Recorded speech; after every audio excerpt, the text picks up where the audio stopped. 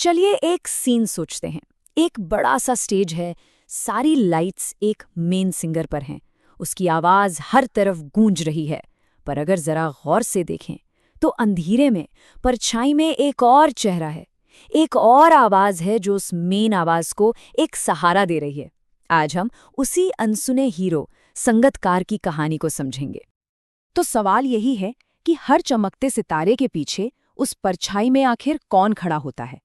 वो कौन है जो स्टार की चमक को और तेज तो करता है, लेकिन खुद हमेशा गुमनाम रह जाता है?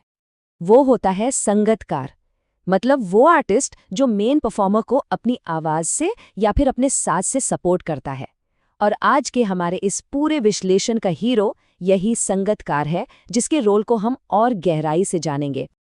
तो चलिए सबसे पहले उस सिचुएशन को समझते हैं जब एक संगतकार की सबसे ज्यादा जरूरत पड़ती है, यानी जब स्टेज पर चमकता हुआ सितारा अचानक डगमगाने लगता है। देखिए, कोई भी कलाकार कितना ही बड़ा क्यों ना हो, ऐसे पल आते ही हैं जब परफॉर्मेंस हाथ से फिसलने लगती है। कवि ने यहाँ एक बहुत ही कमाल का मेटाफर इस्तेमाल किया है। वो कहते हैं कि कभी-कभी गायक गाने के मुश्किल हिस्सों में, मतलब जटिल तानों के जंगल में कहीं खो सा जाता है। मतलब वो अपनी ही बनाई धुन में रास्ता भटक गया है। और ऐसे में क्या होता है? पूरा का पूरा परफॉर्मेंस दांव पर लग जाता है। सिंगर को समझ नहीं आ रहा होता कि आगे क्या करना है, और ऑडियंस तक भी ये बेचैनी पहुंचने लगती है। माहौल में एक अजीब सा तनाव भर जाता है। और फिर एक दूसरी तरह का संकट भी आता है, जब सिंगर बहुत ऊंचे सुर लगाता है, जिसे संगीत की भाषा में तार सप्तक कहते हैं, तो अक्सर उसका गला साथ छोड़ने लगता है। उसकी आवाज की वो चमक, वो जान खत्म होने लगती है। ऐसा लगता है जैसे आवाज से राख जैसा कुछ गिरता हुआ, मतलब सारा जोश, सारी एनर्जी खत्म। और बस ठीक इसी मोमेंट पर जब लगता है कि सब कुछ बिखरने वाला है, एक साइलेंट रेस्क्यू मिशन शुरू होता है। और इस मिशन का हीरो कौन है? हमारा संगतकार। अब देखिए ये होता कैसे है। जैसे ही मेन सिंगर की लय टूटती है, संगतकार फौरन गाने की जो मेन लाइन है, जिसे स्थाई कहते हैं, उसे संभाल लेता है। वो एक एंकर की तरह मेन सिंगर को याद दिलाता है कि अरे, शुरुआत यहाँ से हुई थी, वापस आ जाओ। और बस परफॉर्मेंस पटरी पर लौट आती है। तो ये बात समझना बहुत ज़रूरी है कि संगतकार सिर्फ एक टेक्निकल गाइड नहीं है, उसका रोल इससे कहीं ज़्यादा बड़ा है। वो एक इमोशनल सपोर्ट है, एक भरोसा है कि तुम अकेले नहीं हो। कई बार संगतकार जानबूझकर अपनी आवाज़ को मेन सिंगर की आवाज़ से मिला देता है। क्यों?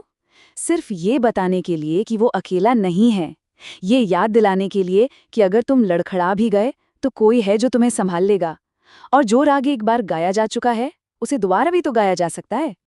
लेकिन ये कहानी सिर्फ सहारा देने की नहीं है। अब हम इस कविता के सबसे गहरे सवाल की तरफ बढ़ रहे हैं।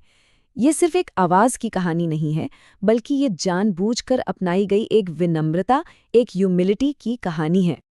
कविता में एक बहुत इंटरेस्टिंग बात कही गई है कि संगतकार की आवाज में एक हिचक साफ महसूस होती है, एक झिझक। तो सवाल ये उठता है कि ऐसा क्यों है? क्या उसे ठीक से गाना नहीं आता? क्या वो डर रहा है? यहाँ दो बातें हो सकती हैं।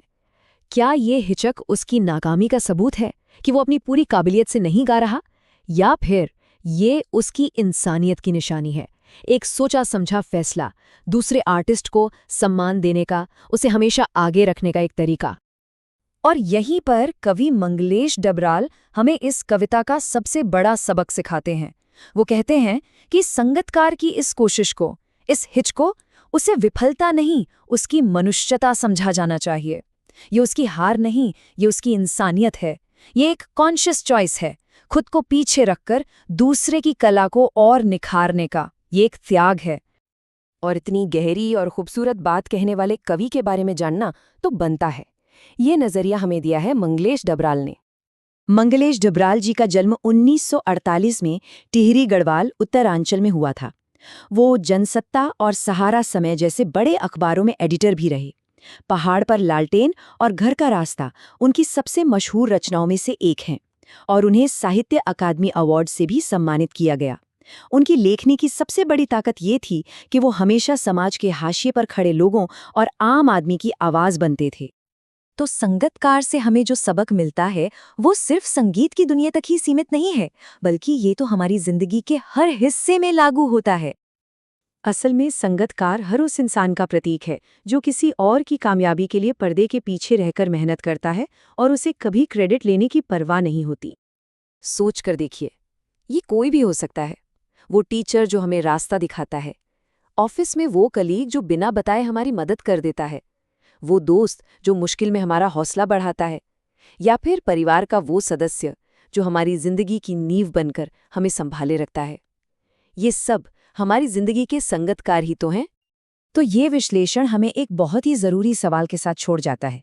हमारी अपनी जिंदगी में वो संगतकार कौन है? कौन है वो लोग जो हमारी आवाज को और बुलंद करने के लिए अपनी आवाज को धीमा कर लेते हैं? इस पर सोचिएगा जरूर।